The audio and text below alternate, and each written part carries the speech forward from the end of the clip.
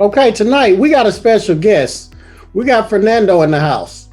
He is a barber school owner out of Pennsylvania, and he's going to share his story. Every Wednesday night, we have our mastermind where we invite special guests on to educate, empower, enlighten, and entertain you. But tonight we got Fernando. So, Fernando, take us way back to your childhood, and then we're going to stair step all the way up to today. So tell us how your childhood was, and we're going to keep going. The way my childhood was, I grew up here in Easton, Pennsylvania.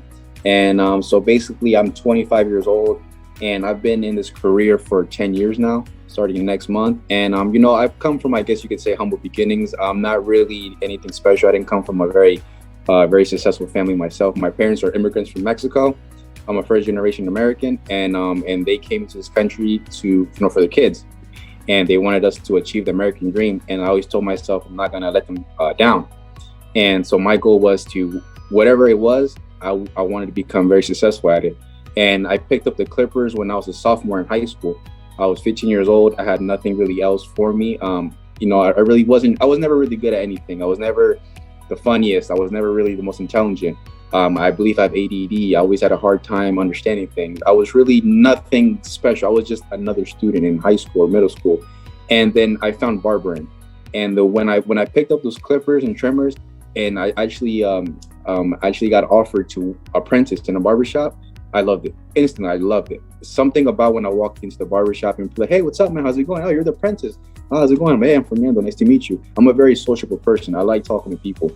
And the way I felt when I was in that barbershop, I felt great. I was like, wow, I guess it was like love at first sight in a sense. I was never in love with a person or a girl, but something about barbering, it was.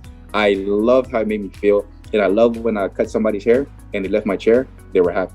Oh, thanks, man. That girl I went on a date with, she's my girlfriend. She's my wife now. That job that I wanted to go, look for a job, they hired me. My confidence is better now since you did my mustache, you did my beard, my eyebrows are clean. It's just something about it really made me feel good. And from there on, I noticed, okay, I can make a business out of this. I can really do something great. So then after high school, I worked in a warehouse because I wasn't working in the shop, and that was really a wake-up call for me. I noticed that working in a warehouse was not ideal. I did not want to call another man a boss. I did not want to become an employee. I did not want to wake up at 5 a.m, drive in my little Toyota Celica and, 30 minutes deep into New Jersey because I live in Pennsylvania, and then work there for 10 hours, breaking my back to make $12 an hour, and then come home tired in steel-toe boots, dirty from head to toe, and fall asleep on my couch and then do it all over again the next day. To me, that was depressing, and that was not the American dream my parents came to this country for. So I told myself, I remember I will never forget this day. I was in the bathroom because I would go to the bathroom to hide from my job. And when I'm in the bathroom, there's this one gentleman that comes there. I would say at that time I was 18. I must say he was around like 50 years old. And he talked to me, and remember he told me, he gave me this look, and I heard the pain in his voice. And he says, son, I've been doing this for 36 years or however years it was. He said, but I've been doing this for so many years, I'm tired. And when I tell you I'm tired, I'm tired. And I looked at him, I looked him up and down, not in a disrespectful way. I just studied his body language because I was always a person, I like to study people. And I looked at him and I said, you know what? I don't want to be this guy. I don't want to come to a job where I hate and they treat me like a slave, like modern day slavery. And I kind of told myself, like, you know what? I'm never going to come back. I threw some water on my face and I looked in the mirror. I said, Fernando, you got to do something about this, man. And eventually I got fired from that job because I honestly hated it. I did not do the stuff. I was like, I just can't do this. This is not me. Thankfully, thank God, that day that I got fired from that job, another barbershop called me and they're like, hey, we heard about you. We heard you're really good, so on and so forth. We would like for you to come down. I was like, oh, awesome. So I went, I got out of my steel toe boots, out of my dirty clothes. I washed my face, my hair.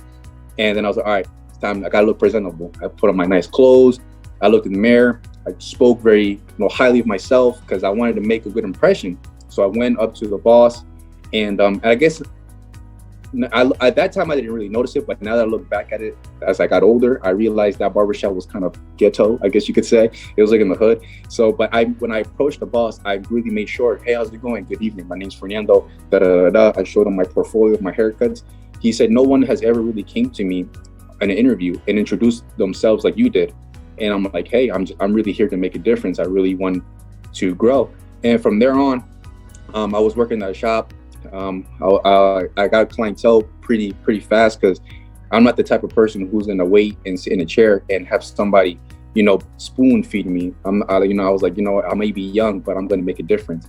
And I started getting real busy. I started not purposely stealing the clients from the other barbers, but I was just doing a great job, and the clients would come to me. It was just, they were gravitating towards me. And they got real jealous. I eventually got fired because the owner wanted to bring some of his family members from Florida, and they told me, hey, it's because you were late the other day. I was like, what? And they just kind of fired me. The next day, my chair was filled with his family members, and I kind of told myself, you know what? I'm 19 at the time. I'm 19 years old. I had enough money in the bank account, and I've always saved money. And so I had around like $10,000, and I told myself I could either I was gonna move to Texas for some reason, because I'm in Pennsylvania. I was like, I want to go down south. I want to go somewhere it's hot, Southern comfort. I'm not meant for the East Coast. But at that time, my father got sick, so he had a couple strokes, and I was actually his caregiver. So I was like, all right, well, I can't go to Texas, so I got to stay up here. I got to take care of my dad, and I got to find an answer. And I'm looking around the shops. I had a couple barber shops call me. I looked around. I'm just like, you know what? I'm gonna get stuck in a rut if I go and ask for a job on these barber shops. None of them have a vibe that I like. I don't like to talk bad about people, but they were just not a good environment. And it was not the vision that I accomplished to this day. So I told myself, you know what? I'm 19 years old. What do I have to lose? You know what? Let's start searching. I started making a business plan. I have no idea about business. Like I said, I'm 19 years old. I just graduated high school around 2 years prior to that. I don't really, like I said, I don't come from a wealthy family, so I did a lot of research, YouTube. I read some books. One of the books that really opened my mind was Rich Dad Poor Dad. And then I really started getting in touch with myself, meditating, yoga, so on and so forth. And I really was like, you know what? I'm not a kid no more. I'm still young, I'm a teenager, but I'm entering the real world. And from there on, I actually opened up my first location at 19 years old on the 30th of April of 2016. I did that, and then eventually that was going really well. I was really busy. Thank God, I felt like I was really blessed with good people around me. We were doing really good. We were making, a lot of people were talking about us. And then eventually, after getting so busy, it got kind of easy to me. I'm like, you know what? I need something else to push me. What do I have to do? I started thinking, okay, maybe I'll invest in real estate. Maybe I'll invest in this, I'll invest in that. Because I'm thinking, you need to put your arms in in a lot of pockets and invest in multiple things. And then I really started thinking, I'm not really good at many things, honestly. I'm good at cutting hair. I'm good at talking to people. So why am I gonna waste my time into something that I have no idea in, start from scratch? Let me open up a second location. So at the age of 22, I opened up my second location. So within, I'll say, 3 years after opening my first location, I was like, you know what, let's go for it. I did it. I opened it around 30 minutes from where my hometown is. And then I'm doing good over there as well. I did very good over there as well. People like us in that town. We're like an actual good barbershop, giving great haircuts. And then I started thinking after that, I had a really hard time finding barbers. I did not really, I don't know, I guess I don't know if it's me having high expectations or whatever the case may be, but I just couldn't find barbers that were professional. They were lazy, they would show up late, they're high, drunk, hungover. They're just not, I don't know, a lot of barbers, I was just very I thought being hungry was something everybody had in them. And then I started really realizing as I got older, there's some lazy people out here. Some people really do not want it. They really expect to just walk into the door and have a check saying, hey, here you go, accept me. And I'm thinking you know what? I could be here complaining and crying and everything, but what is that gonna do? I told myself, you know what, Fernando, you have to open up a barber school. And I really started looking into it. And at that time, I don't think I knew about you yet. And then eventually I did. But right before, running into you, I had no idea about running the school. I'm thinking, I almost failed 5th grade and almost failed 12th grade because I hated school. I never wore a book back to school. I was really never good. And I was actually really intimidated about opening a barber school because I'm like, how do I go about getting people's social security numbers and writing their hours and doing this and doing that? I'm like, this is actually kind of scary. So in 2019, around that time, after opening my second location, because that was around the time I wanted to open up a school, I put it on pause. I was like, I'm not ready for it yet. I just feel like if I do it, I'm going to do bad. And that wasn't me. I'm a person, I'm always like, let's go for it. Let's go. Come on. 100, let's go. But at that time, it was very, very intimidating for me. And then eventually, like I said, with COVID and everything, it really hurt me. after that. That year was really difficult. And like I said, I couldn't find people. I would have barbers ask me for jobs, but I just didn't like them. I didn't find any of those barbers professional or up to my standards. And honestly, I would deny all the barbers, and I was short staffed for the longest. And then that's when I really started thinking, and I actually ran into your page. And I was just like, I kept seeing you all the time. And I'm like, you know what? I keep seeing this guy on my screen all the time. You know what? Let me get in touch with him. So then I think I got in, I don't know if I called you or whatever the case may be, application. And then when I finally spoke with you, I was just like, I have a good vibe. I don't know what it is, but something, the way he's speaking, he doesn't seem like he's a scammer. And then eventually, you know, I kind of started doing my research about you, and I'm like, okay, this guy seems like the real deal. So then eventually I went about it. I know we spoke a couple of times, and then I actually went to go for my barber teacher's license. I did that. It was a whole process. I had to wait a couple months. You know, everything was backed up after COVID, no appointments. And then eventually I passed my exam in July, and then I found the storefront where I'm at now. And then I went. It was a whole process to get this place, because we're in the way it works in my city. I'm in the historic part of my city, so they really try to preserve it a certain way. And they have like certain blocks where this is for education, this is for entertainment, this is for restaurants. The street I was on was not for education, so I had to go to a meeting. Had to wait like almost 2 months. Had to explain stuff. I had to do a whole 9 yards. I never did any of this stuff, but I told myself, I want to be in this location. And it's crazy because I took a photo in front of my front door of this storefront in 2019 of 7th of April. I have a picture I can actually really honestly show you. I did it on the 7th of April, and I told myself, I'm going to open up a barber school here one day. And then and guess what? Now I'm actually going to do it. And this is the photo right here itself. And I took that, I'm not even joking, on the 7th of April of 2019. I'm actually going to upload a post about it. And because I always believe in law of attraction, I'm a big person of God and belief, but I also believe that you need to have confidence in yourself, and you need to speak things into existence and really believe it. And I told myself, I don't know how I'm going to do it, but I'm going to do it. I'm going to find a way, but no idea, but I'm going to do it.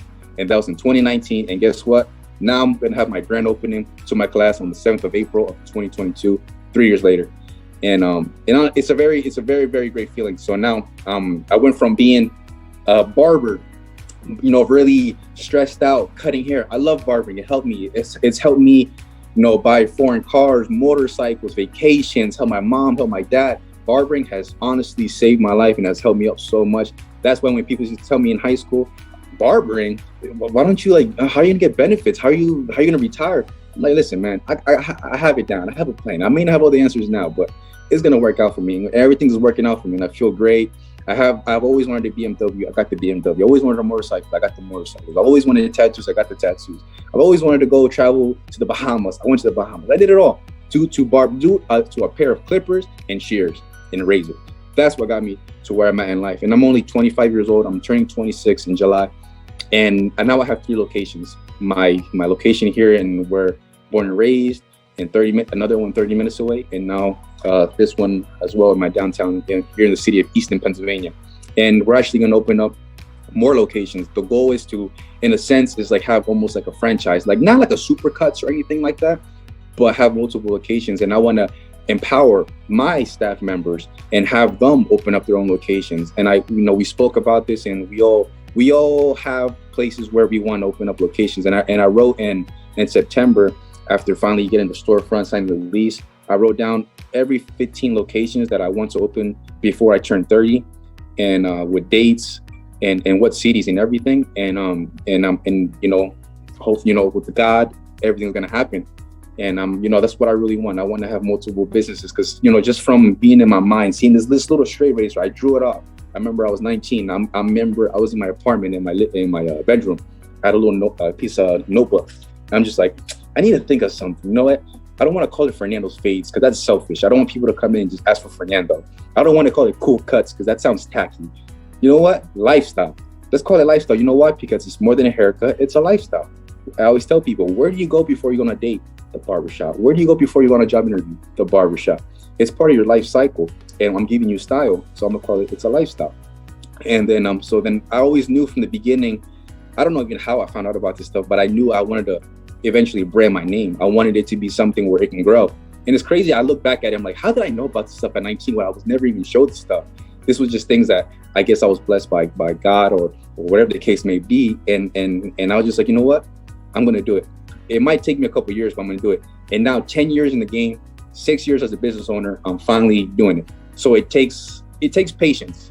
It takes patience and it takes the right guidance. And I do want to say thank you. And I'm very grateful for you, because your program has helped me tremendously. You know, some people, they might be like, why are you going to invest money into that? And why don't you do it on your own? I'm like, you know what? That's cool. You do that. Me personally, I know my flaws. I know my cons. I need help with certain things like this. And honestly, it's helped me out so much. I show people everything, how we're running the business documentations, and they're like, wow, this is really like, this is a school. I'm like, this is an actual academy. This is not like a basement barber where I'm going to teach you how to do face and you go home. No, like, this is an actual academy. I'm going to teach you the correct things. I'm going to help you get your license and eventually get a job placement. Nothing's guaranteed, but I'm going to help you to my abilities and, you know, learn from my mistakes and from others. And I want to empower others. And honestly, it's been a long road. This business of all my businesses has been the most difficult one, because the location where I'm at is like around 2,000 square feet, and it was beat up. It was vacant for like 3 years. It was horrific. I'm gonna post a video before and after of what I did, because it was crazy. So compared to what it is now, we have nice vintage mirrors. We have plants everywhere. It's a very minimalistic barbershop. We have like nice marble floors. I really wanted this place to be the best looking barber school in where I'm from is called the Lehigh Valley. In the Lehigh Valley, I didn't want no barber school near me to look as nice as me or a barbershop. I want when people stop by and come in here, and it makes me feel good that even the mayor was here a couple of days ago, and he goes, this place is outstanding. This place is beautiful. And things like that makes me so warm inside, because I'm like, if this little young kid who has all this imagination can do it, what's stopping anybody else? And I always tell people that, but not everyone's gonna understand that. So I really have these goals in my mind, and I'm not gonna stop and be average, you know. And I'm very blessed to have run into you, and you help me out very much. And anybody else who wants to open up a barber school, I highly recommend going to Chin. You know, stop being cheap, stop trying to penny pinch everything. You know, yeah, there's some things you might do on your own, but honestly, the investment I'm making, I think is honestly worth it. I'd rather spend this money on this than, for example, than on a vehicle that's going to lose its value, 20% inflation every year, and so on and so forth. So I've enjoyed it. It's even to this day, I'm like, how am I going to go about this teaching? Like, I know what I'm doing. Like, I know how to teach, how to talk. But now I'm like, I'm really running a school. So even sometimes to this day, it doesn't feel real. Like, I'm in my academy right now, and I look around, I'm just like, this is real. Like, this is real. I used to think about this stuff. I used to be on my couch thinking about it, and now I'm here. And it's sometimes, because this is my third location, sometimes to me, I guess, not to say I don't get the excitement, but it almost feels like, okay, this is regular to me. But it's a school though, and I'm in the heart of the city of my town. And then and it feels great. And it feels great that people come in here and they're interested, and I just can't honestly wait to just keep growing and show others, like, hey, barbering's a career, and you can have fun, and you can make good money, and that's what it's all about. Now, when you first came across me, what research did you do? Did you call people? What kind of research did you do? Okay, so I think I Googled how to open a barber school, and then I think you came up, and I saw your link, and then I started watching all your videos on YouTube, on your website. And then eventually what I did was I saw your videos, and I spoke to a couple people that were your students, and I'm like, okay, if this guy is real, let me call these people. Let me see if he's really real. Because I remember I used to say, like, talk to them, so I'm not an imposter. And I was like, all right. And when they explained everything about you, not a single person said a single wrong thing about you. And I'm like, you know what? And I just had a good feeling. It was something about me that I had a good. Usually when bad things happen, I get that pain in my stomach, like, oh, don't do it. But I had like a feeling where it was like something was telling me, go, just do it. And I said, you know what? After thinking, I was like, okay, I'm licensed. I found a place to be. Honestly, if I don't take this risk, I'm gonna fail.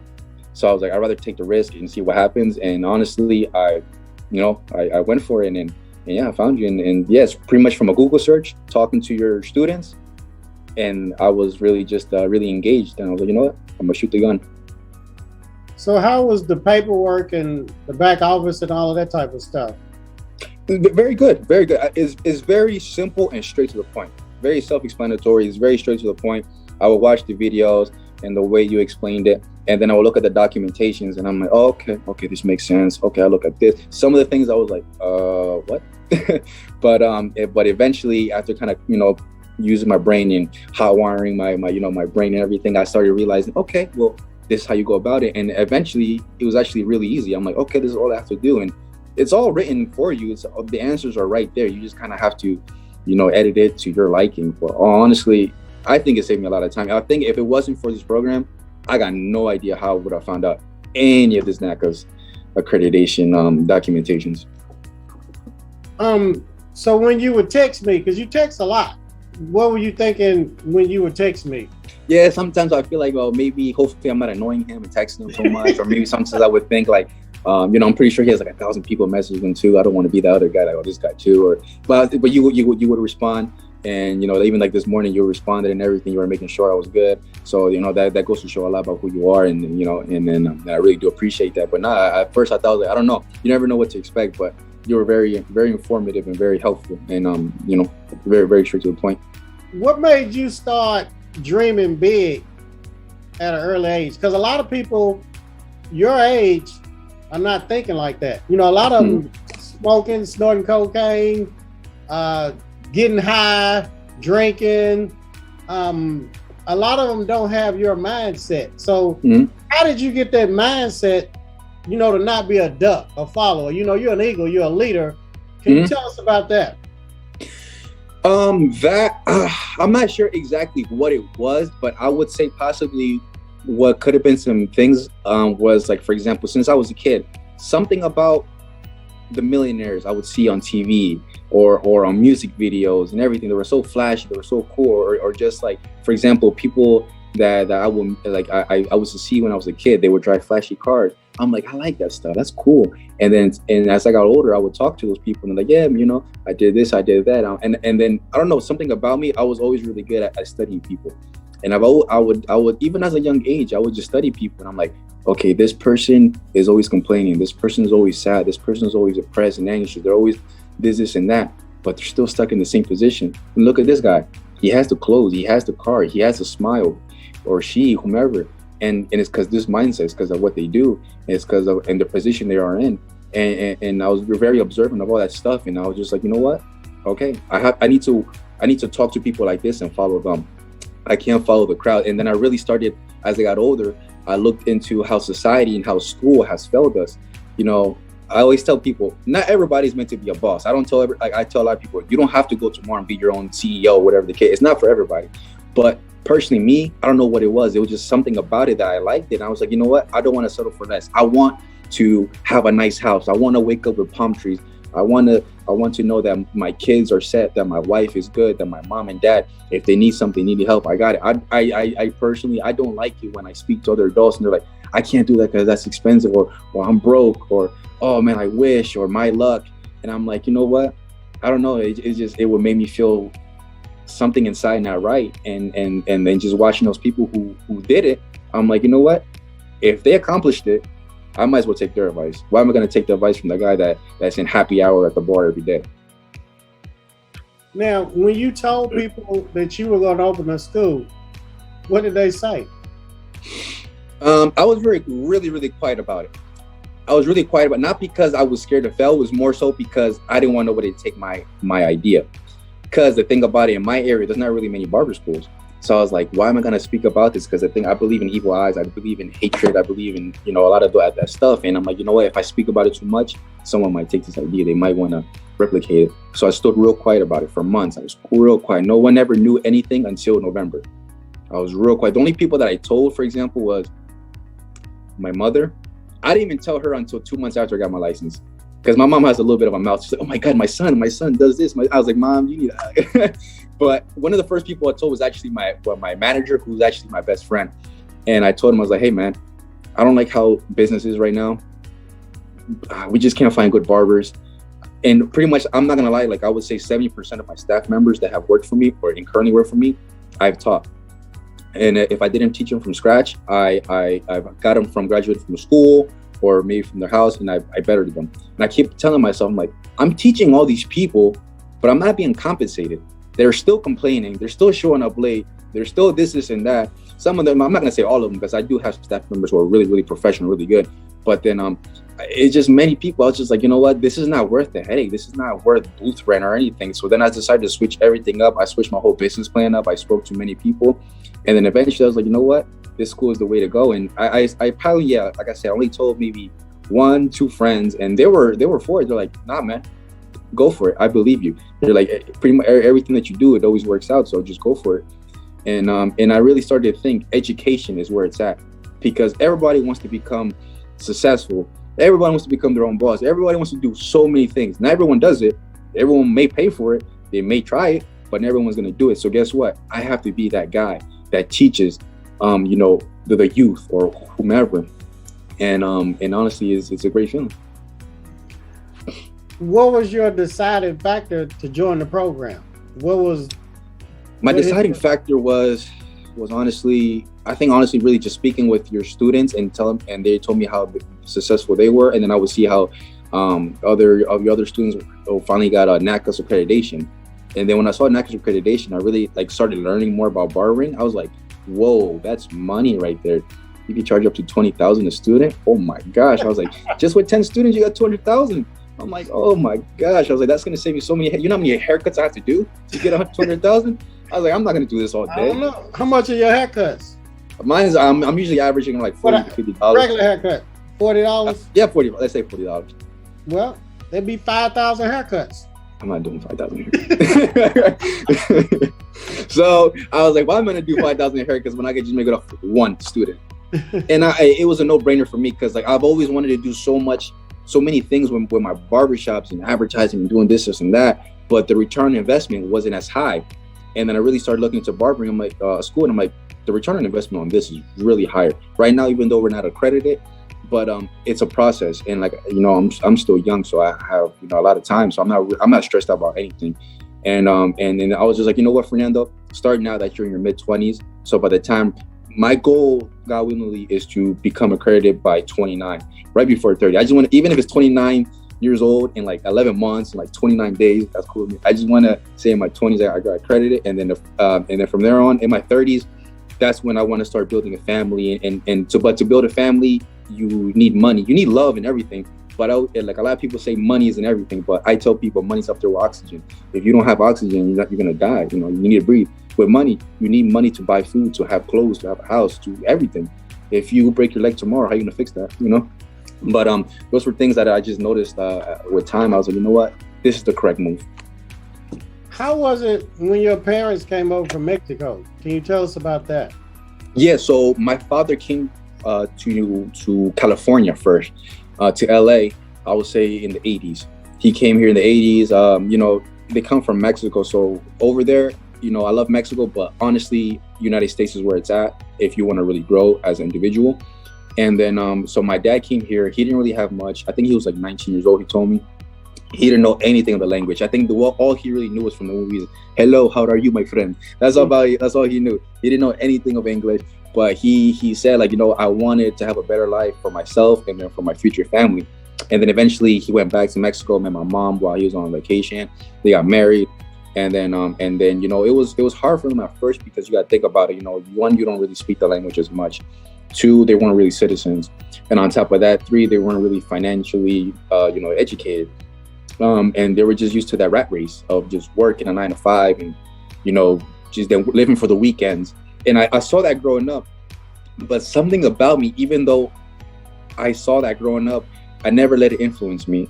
I never was like, you know what, yeah, I need to get a job 9 to 5. I always told myself, no, I need to be my own boss. And then my dad would even tell me as I got older, he's like, nah, like it's best to always work for yourself. Just find something that you enjoy, but be humble and work for yourself. And he was actually my supporter about this. When I first told him I wanted to get into barbering, he was my first client. And he was like, yeah, go for it. It's a great career. So, at first it was hard for them, here in the United States, but eventually everything worked out. So, yeah. Now, why didn't you let the other barbers and people around you influence you? Because a lot of people let this negativity influence them. Why didn't you let that influence you? I don't know. I guess maybe I could be a little stubborn with certain things, and something like that, that I guess my stubbornness maybe was good in that part. I was like, I'm not gonna let that get to me. I don't know. I just seen people weren't happy. I just seen people were angry, and I'm a very happy person. You can ask anybody, I'm always, hey, what's up, guys? How's it going? And I would just see those people that were always like unprofessional. They had personal problems. They had issues in their personal life, and that would affect their business life. And then it would just be a life cycle all over again. They're always having a problem. And I just saw that, and I would just take 2 steps back, and I would look at them like, what is it about you that you don't like about your life that I should not do? And to me, it was a lot easier. At first, maybe I used to think when I was younger, it was cool, like, yeah, gang, cool stuff like that, like, yeah, you kind of just, marijuana, drinking, and all. I'm not saying none of that stuff is bad, but I'm just saying, like, I thought it was cool, I guess, maybe for a little bit. When I really started getting kind of hanging out with that crowd, I started thinking, these people are felons, they have criminal records. What am I gonna get out of this? I'm just a young kid from Eastern Pennsylvania. Like, I'm not gonna act like I'm about this life. Like, I'm not gonna get nowhere. And I always told myself, and these people in the next couple of years, they're gonna be in the same position. And guess what? We fast forward 10 years there, and in the same position, even worse. And I don't know. It was just something that I'm thankful that I was really good at being observant and just watching my peers and things like that, and really looking at the people who became successful. And I'm just saying, you know what? I just gotta be like that person. Whatever they did, I may not do the same thing like them, but I gotta do something. Now, have you experienced any physical pain from working yet? Because you're still young, so have you experienced it yet? I'm not gonna say like physical pain. I don't have carpal tunnel. I don't really have back pain. My knees are not shot. I physically feel great. I still work out on a daily basis. But what I didn't like was, for example, you're working 5, 6, 7 days a week. You're cutting hair all day from morning to night. Next. You're cutting 10, 15, 30, 20 people a day. Yeah, it's cool. The money's nice.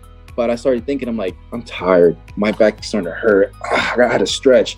My legs, I will have to sit down. I remember one time I almost passed out cutting hair. I remember this is actually when I first opened my shop. I opened it in April. So that December, we were slam packed. I'm talking about slam packed, like out the door. And I'm just there. Next. I cut so many heads that day, but I didn't even eat the whole day. And I remember I'm there like this. I'm like, oh my God, I need to sit down. I'm gonna pass out. I'm embarrassed myself in front of my employees. I'm embarrassed myself in front of my clients. I need to sit down. And then that happened a couple of times, not as severe, but I started realizing I'm going hours without eating. I'm not really hanging out with my I'm single now, but at that time I had a girlfriend. I'm like, I'm not even hanging out with my significant other. I'm really a slave behind this. This is cool. I get to listen to music. I get to meet lawyers, police officers, so on and so forth. I know a lot of people, but I'm like, I feel like if I don't make my clientele happy, then I'm not gonna really make money. But I'm not happy because all I'm doing is working.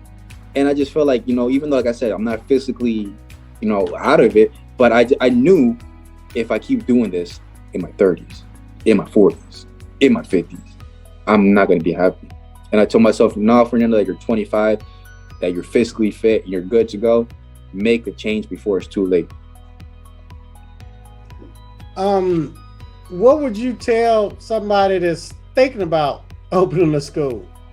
If you're thinking about opening a school, I would say, honestly, if you're gonna do it because you really want to do it. Don't do it because, oh my God, it's 20,000. Yeah, I can buy a Ferrari with that money. No, do it because, like, I like it. Me personally, I went to sleep yesterday around 4:30 because then I started doing like last minute things, and then I woke up around like 8:30, and I hopped out of bed. I was like, all right, open house, let's go. I'm ready, let's do it. I texted you everything. I made sure it was good because I like it. I like this. I like talking to people. I like doing things like this, meetings. I like interacting with others. When the people came today and they were asking about it, people were walking by. They're like, is this a barber school? I'm like, oh, come in. Let me show you around. We have 2 floors, this and that. And I just love when I see people's faces like, wow, this place is like different. This is an actual professional place, because I like to mix like a salon vibe with a barbershop vibe. And then I tell people, I would tell people, if you are going to open up a school, make sure that you want to teach people, that you have the patience, and that you have a goal in mind. Everyone's goal is different, but whatever it is, just have something that's really going to make you, for example, like me, sleeping on like around like 3-4 hours, whatever, and hopping out of the bed and be like, all right, let's go for it. And I can't wait to go home and sleep though. But now I'm still ready for tomorrow and come back. And I already have a couple of appointments to talk to people. So you need that fire in you. You need something to really like, I want to teach people, I want to help people out, and that's the case. Because if you just do it for the money, I think that's like anything. You do it for the money, you're gonna get stressed out. Because I'm like I said, I haven't even started my school yet officially until the 7th of April, but I know for a fact I'm gonna probably maybe go through some hurdles and things like that. But I look forward to that type of stuff. That's, to me, that's my coffee that keeps me up and going. So how do you feel looking around your school? How do you feel? It feels cool. I like it. It feels cool because like I look at everything and I'm just like, you know what? I thought about that. I thought about this. I did my research. I spoke to this company, and there's a lot of things. A lot of people see, like for example, let's say if they come in here, they might just see paint on the wall. They might just see a marble floor. They might just see whatever the case may be. But what they don't see is all the hard work and dedication that not just myself, but any school owner puts in. And to me, that's the fun part. So it feels really cool that I can really say that I thought about this stuff in my head in 2019 when I was 22 years old, and I even took a picture in front of my storefront and I said I was going to do it. To now that I'm actually here, and I have people, hey, Fernando, what's up? They bring me a wine bottle, I can relax, chill in here, talk to people, have fun. I was blasting some music before, entering this call. I'm just hanging out. I prefer to be here than in my house, honestly. Like, I don't want to go home right now because, like, I don't know, I like to be here. And even if somebody comes in right now at 10 p.m., come inside, let me talk to you real quick. Let me show you around. I like it. To me, it's fun. And I always tell people, whatever you do, just have fun. I want to make money. I want to have fun. I want to change lives, and I just want to make an impact. Okay, I see some people saying they want to see your school. Okay, let me see. Zoom. How do you? Okay, so this is my iPad. So sorry from a little. Okay, so here is my school. Actually, let me start from the front. So, for example, I'm still kind of doing some decorations, we're adding some plants and things like that. But as you can see, this is our school right here. This is the top floor. This is around like 1,200 square feet. These are our mirrors. These mirrors, I specifically asked for these mirrors to have like this nice little design in it. I wanted something different. I wanted something that when you come in here, you could take a selfie. I like the all white look. I like the plants. I like the marble floor. Is so nice. It's so clean. Like when people walk in, I've never seen a barbershop in my area that's all white, very simple, straight to the point, but yet eye-catching.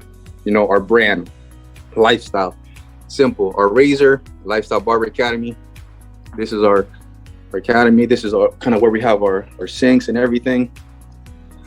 Thank you, Rometta. This is where we do shampoos and everything. I wanted something different. I got turf flooring because I never seen a single hair place for turf. And then, we got our shampoos and everything back here. I can show you guys the downstairs.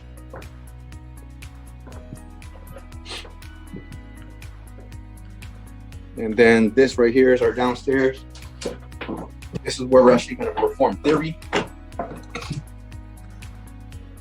This, for example, right here, our whiteboard. I'm actually going to put a TV in this corner. And this is where I will be performing class. Nice tables to match our marble floors as well too. Gonna have some more tables back there. Bathroom and everything is all the way back there. My office is back there as well too. So this is our classroom. And it's only going to get better after this, to be honest. We're only going to make it more and more. And eventually my goal is, after getting accreditation, is buying a building and making it even way bigger. But yeah, this is pretty much my academy. Very nice, Fernando. Thank you. A lot of people, somebody asked, what's the square footage? Oh.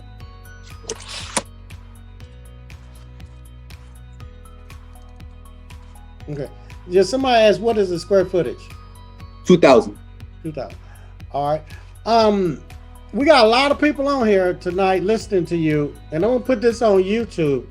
Everybody's gonna hear this. So what would you say to these barbers? There's over 1 million barbers in the whole United States. Yeah. There's not a lot of barber schools or accredited barber schools or whatever. What would you tell these barbers and stylists and nail techs and estheticians who have this dream? Honestly, the way I look at it is, if this young kid at 15 years old, who's a sophomore in high school, who was never really educated in anything, comes from an immigrant family, almost failed 5th and 12th grade, first language was Spanish, I believe, like I said, I believe I have ADD. I always had a hard time understanding things. What is your excuse? You know what? And then there's people who have it worse than I had, and they became more successful than I had. I met people who literally came from nothing, you know, and then they became successful. So the way I look at it is, if somebody who had a lot of disadvantages could do it, what's the difference between you? And honestly, just go for it. What's the worst that could happen? You fail? Okay, at least you tried. You know, even if you do fail, well, you could try again and you learn from your lessons. But the main thing is just going for it. I didn't want to die and be on my deathbed or when I'm old and be like, man, what if I opened up what if I did that barber cat? Imagine how my life would have been. I didn't want to do that. I wanted to say I did it. And I always told myself, I have a plan A, a plan A only. I don't believe in plan B. I don't believe in plan C. Like, I always tell like people, I ask them, what's your goals? I want to hear about it. You know, I'm really, you know, interested.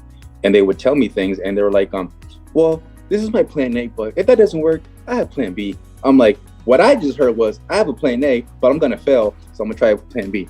That's all I heard. So I tell people that I'm a person who likes to keep it real. I was raised old school, so I'm not going to sugarcoat stuff. I'm like, listen, you're not going to do good. You're going to do bad if you have that mindset. So I go into things like, I'm going to open up this barber school. I'm going to do whatever I can to get it filled, help people, get accredited, and keep doing what I'm doing. And then just really, really believe in yourself. I believe in confidence. Confidence is a big factor in many things. And I think with confidence, you can get really far in life.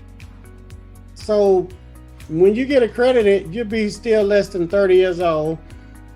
Your tuition is probably going to be about $25,000 a student. So every 40 students, you have over $1 million. Mm-hmm. You'll be making a whole lot of money. What are you going to do with all that money? I don't know. I'll find out. It's like, honestly, my goal with all that money is really is just to really first have myself good. I really do believe in first kind of being somewhat selfish. And I don't really mean to say that in a disrespectful way. I say first you have to take care of yourself and then start taking care of others. So what I first want to do is take care of myself where I can make sure I could have a wife. I want to have like 3 to 5 kids. I want to have a huge family. I want to know that I can take care of all my kids, not worry about, oh, I have to work overtime. I have to go cut hair. I want to make sure that I'm good. And after that, hey, mom, you want that house by the beach? It's on me. Hey, dad, you want this? It's on me. My aunt, you want that car that you always wanted? It's on me. Because guess what? I'm making the money, and I'm going to find like a nice price range where I'm good with what I can have, that I can get my cars, my house, whatever. But I still want to help the people who've been there for me and with me since I'm talking about I had no car, I'm walking, and I don't really have much, you know. I would ask for rides. I want to help those people that, like, you know what? You've been with me. You like the Fernando. You don't like Mr. Lifestyle. You like Fernando. You know, you like the real me. People might say, hey, you're my boy, you're my brother. But you may only like me because of what I have now. But those people who've been, you know, with me since the start, I want to make sure they're good. And honestly, I want to make, like, always hear people, I want to make enough money so I'm good. I never really believed in that. I kind of always did, but then I forgot who it was. Somebody's entrepreneur said this. He was like, that's very selfish. What you need to do is make an abundance more money so that you have enough money to give. Make enough money for yourself, but then have extra money where if you can, just give 100,000 away. And that's what I want to do. One of my mentors, he's, you know, a regular guy from Brooklyn, and he made it out and he's a millionaire. He told me, he's like, man, I make like 3 million a year. I don't need this money. You know what I do? I just gave 100,000 to this charity. And guess what? It feels good. And I'm like, you know what? That's boss status. That the fact that you can just give out, you know, thousands of dollars and like it's nothing. I'm like, that's boss stuff. Not the guy rolling up, you know, smelling like dank, rolling up in a nice whip. You know, that's cool too, I guess you could say. But the real good thing is when you make a difference in your city. So I really, in my town, I want to do things because it's growing right now. I want to do things to help the community, and I want to help my people, like my family in Mexico and my family out here. And I just want to give. First, I want to make sure that I'm good, like I said, and then I'll take care of my family, and then I'll give back to, you know, society. All right. Well, Fernando, I thank you for joining us and sharing this information. Sure.